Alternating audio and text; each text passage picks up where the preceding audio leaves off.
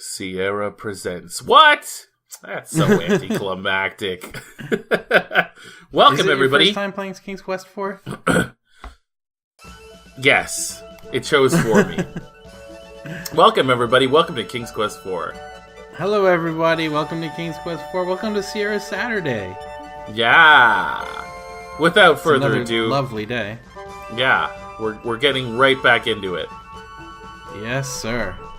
We're joined by Luke and Andrew again. Everybody's here. Say hi, everybody. Hi. Hi, everybody. All right. Damn, that music sounds good. Oh, that sounds so good, right? So these two gents had never heard any of the old Sierra games on the Roland MT-32. I felt like that had to be rectified. No, dude, I'll tell you, we had a PC speaker. That's what we were working with for a long time. Yeah, and after hearing this, it's like, wow, this would have made enjoyment of the game tenfold. Yeah, it's good. Thousands of times better. And all of the old Sierra point and clicks used it, even all the way up through like King's Quest 5 and 6, which had like CD voice, but still ran on like Sound Blaster for, well, most people know Sound Blaster and AdLib, maybe. With the return of his lost long son, Alexander, and the rescue of his daughter, Rosella, from the terrible dragon, old King Graham decides it's time to pass his adventurer's hat to younger blood. We're getting right back into the story. They're not fucking around. He flings the battered hat towards his children, while his wife, Queen Valenice, proudly looks on. Now, is this like just immediately after? Yeah, this is what happened. This is what happened at the end of King's Quest 3. Right, like Gwydion just arrived. Nobody really knows him. He doesn't know these people. Suddenly, King Graham experiences a terrible squeezing pain in his chest. I probably shouldn't be laughing at that. He rasps. The adventurer's hat lies, unclaimed, upon the floor. Oh, this is sad. This took a turn for the sad. No kidding. Gwydion looks so inconvenienced. He looks really nonplussed. King Graham lies weakly in his bed. Grief suddenly overwhelming her, Rosella runs from the room, screaming, crying. "Oh, father," she sobs, "you're still young. You should have many years, blah." "Do you mean that?" a soft voice asks. Rosella looks up but sees no one. "Who is speaking to me?" Yeah, now you wait forever. "I am," the voice says. "Look in the magic mirror." Oh. I'm excited. Me too. Rosella sees an image in the mirror. Who herself are you? With butterfly she queries. Ah, man, all you see is the hair.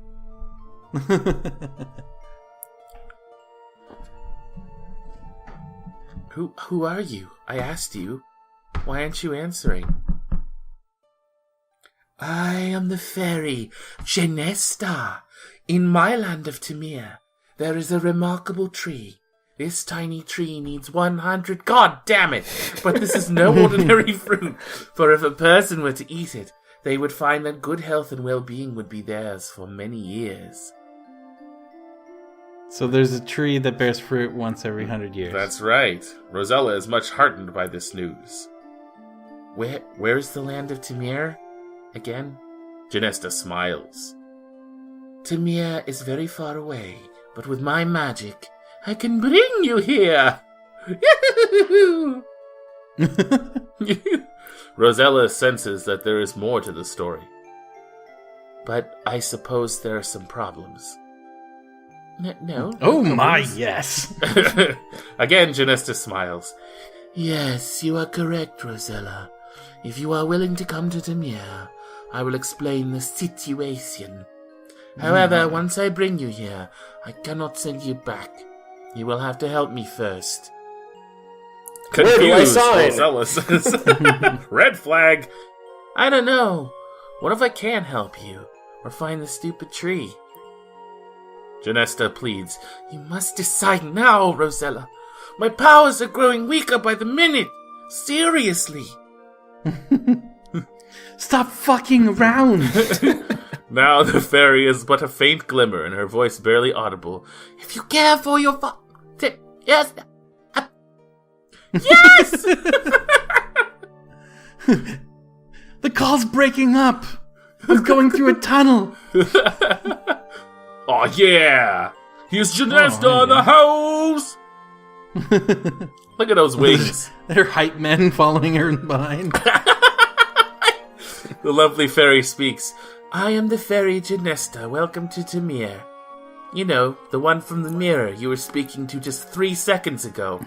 Rosella looks awestruck at the fairy. She's stunningly beautiful, but there's a certain sadness to her. Finally, Rosella speaks. I know you would like me to help you in some way, but I don't know how I could help a fairy. Just between you and me. Genesta looks sadder than ever. You're wrong, Rosella. You see, I'm losing my magical powers. Yesterday I was strolling through the woods, and Lolotte, the evil fairy, caught me. Fuck! The fairy sighs. She yanked it from my neck and raced away, screeching with laughter. Immediately I felt my powers diminishing, my body weakening. I will die in 24 hours if my talisman is not returned. Teardrop. That one tear. So they took my talisman, is what I'm trying to tell you. Rosella, are you paying attention? I'm totally willing to talk for a long time right now, but not before. Intently, Genesta looks at Rosella. Lolotte is very evil, and will use the talisman to bring more evil to Tamir. Now I fear it will contaminate... Fuck! Further, I cannot send you home without my talisman. Rosella is unsure what she can do. Meekly, she asks, I want to help you, but how? You could do more than you think, Rosella, Genesta assures her. I believe you will be able to penetrate Lolotte's domain. Domain? That's a fancy name for it. Penetrate her domain. Suddenly, Rosella remembers the tiny tree. Oh, right. Can you tell me where to find the magic fruit so I can say my dad? Remorsefully, Genesta looks at Rosella. I was lying. There's no tree. It grows on a tiny island with a vast swamp on the other side of the great mountains. Bravely fighting back tears, Rosella says, I will help you in any way I can, Genesta. How can I find Lolo Tete? Lolo Tete. The beautiful fairy points eastward. Lolotte's castle overlooks Tamir from the great mountains. Mountains. Genesta looks weaker as she says, There is not much more I can do, Rosella. As it is, it will be difficult for me to fly home again. One thing I must do for you, though. I shall disguise you as a peasant girl, so as not to attract attention. I'm gonna steal your clothes, bitch. No fancy dresses for you. It's not really fancy. It was covered in dragon piss, actually. That's true. She didn't even change. It will be better for you, the fairy says. Well, I must be awful. I can still fly. I know you can do it. Actually, it was me piss, too. Goodbye and good luck. Yeah. Nobody... It's hard to say how long she was tied up there. That's true. And I'm sure it's covered in soot. I don't imagine dragonfire doesn't generate any fucking, carbon, so... Goodbye. Good luck. Yeah, no kidding. Well, you're on your own, Rosella. You really did it this time. You done fucked up now. Holy crap. That was a story. Yeah. All right. All right. Here we go. I'm not going to use the pointer. This game shouldn't... All right, so here we are. Kikwiv. Here I am, Rosella. In my peasant girl. There's a lot of King's Quest games that start on a left justified beach for some reason. It's true. It's true. It feels familiar. I guess, yeah. It's like... Look at this beaut. Look at this beautiful little stream. So this must have been one of the first Sierra adventure games that used square pixels. Yeah. Oh. Rosella taking the easy way out. Ooh, that's deep. To be fair, like after this game, she doesn't really make much of an appearance again until King's Quest VII. So you gotta hand it to Sierra too for being more civilized with their gameplay. Like in past games, if you would have typed drown, it would have said okay, and then you're done. Sure, why not? We're glad you're with us on this one. Ooh. Now, I gotta say though, like for a really old EGA game that uses ridiculous amounts of dithering, this game looks fantastic. You startled Cupid. Get out of here, Cupid. It's like, oh, Get out of here, you stupid baby. Okay. You just fell into the water. I gotta You climb didn't back. die once again. So Nah. props to Sierra for fewer bullshit deaths, I guess. Ooh. And take his Look. weapon. Ground. You see a little golden bow and 2 golden arrows on the ground by the pool. Get bow. Oh my god, I used to love that little you got a point sound. And it sounds so much better now.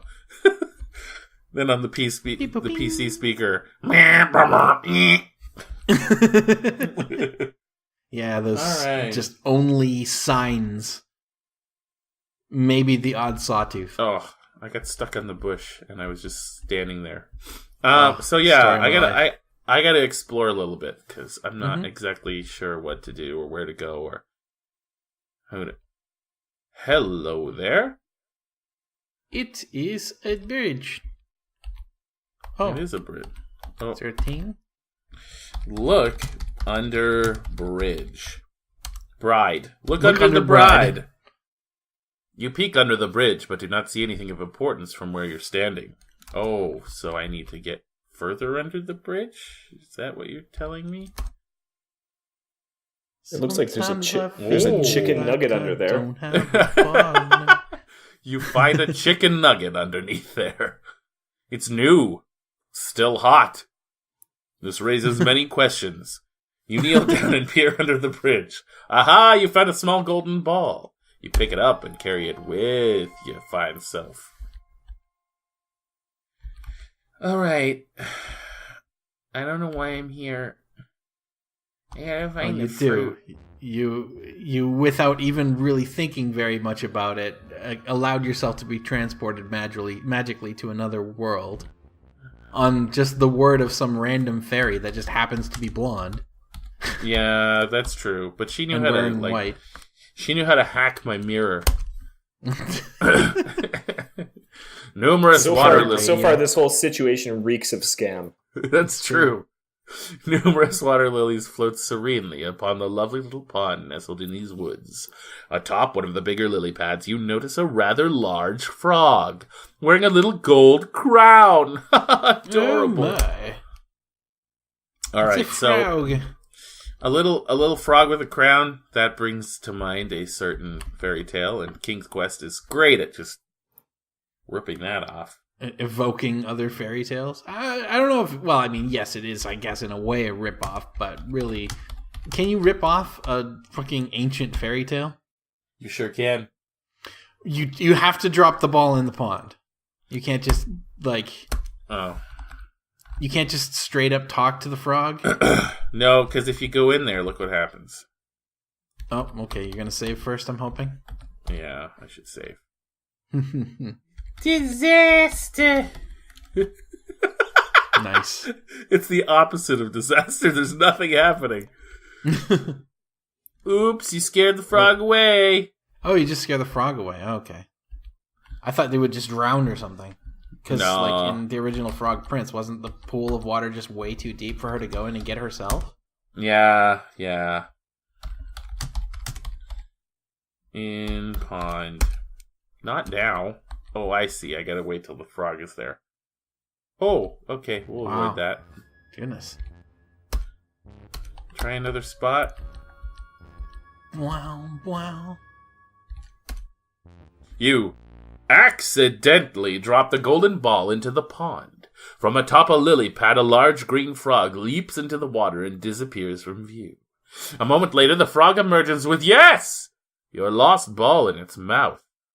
It seems as if the frog is kindly returning your gold ball to you.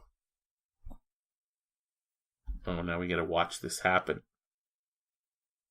You think they could have just, like, shown instead of told? Pick up frog. Lick frog. Trip balls. Squinching up your nose in disgust, you catch the large frog and hold it in your hand. It stares at you with its big bulgy eyes and wobbles its throat. Throat wobble. Throat wobble. Huck frog at ocean. Try to hit moon with frog. You know I gotta frog kiss as this. Balloon. I'm literally a princess. Yep, it's true. Although there's really no prompt here. I mean, unless you know the fairy tale. Like, how the fuck are you supposed to know? He's got a little crown. Yeah, but he doesn't talk to you like he does in the fable. No. Well, it's not that difficult. Actually, when I first saw it, I thought he was a little prince. I need to. When I first saw this, I was like, I need to kiss that frog. You look at the frog's green lips. Good. You feel silly doing this as you slowly put your mouth against the frog's. That was beautiful. That was just like 3 tones. Suddenly, the little green frog changes into a handsome prince. Hello! Who are you? The prince demands. I thought you were supposed to be a princess. Why, you're nothing more than a peasant girl. You blanch a bit at that remark, but you say dick all. Well, ta-ta, he says. I'm off. Yeah? You better keep this. To your surprise, he tosses the little golden crown as he takes his leave. Good riddance, you think. What a ponce. Uh-huh. I'm guessing you're going to run into a lot of really shitty princes in the course of this game. Get ball. Balla! Alright, everybody, thank you very much for watching this episode of Sierra Saturday, King's Quest IV, Perils of Rosella. I hope that you enjoyed it as much as we do. Yeah, we'll be back, don't worry. Yep. Very soon, in fact. Yes. Now that we're doing our Sierra Saturdays twice a day, well, not twice a day, twice on Saturdays at the very least, yeah, you'll get a lot more of it. Oh. Bye, everybody. What? Bye.